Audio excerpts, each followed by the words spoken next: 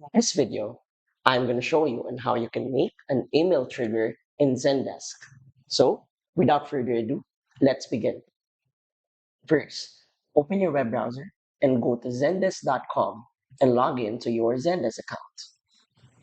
Once you're inside your main dashboard, go to the top left, click on Support, and then go to Admin Center.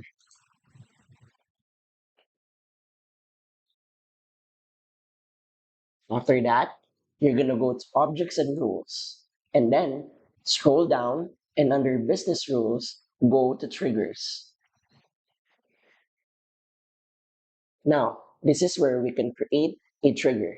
So our trigger that we would create is an email responding for any ticket created. So let's make one. For a trigger name, let's say it's an auto email. Our description would be email every time a ticket is created. Let's choose our email as a category, but you can choose any, depends on you.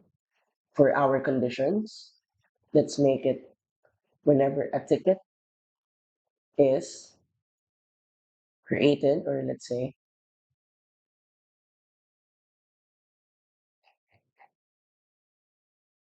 status. So let's change our description.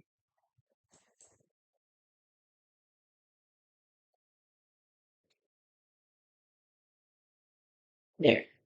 So our focus is whenever a ticket is approved, we should get an automatic email. Now, what would be the action?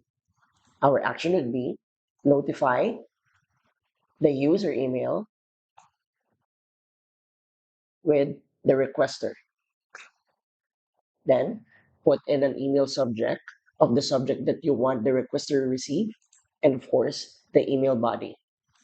After that, simply click on Create Trigger, and now you have a new trigger under email right here that would be received by any of the customers once their ticket status is approved. So that's it. So if you find this video helpful and want to support our channel, feel free to use our affiliate link given on the video description. Thanks for watching, and I will see you in my next video.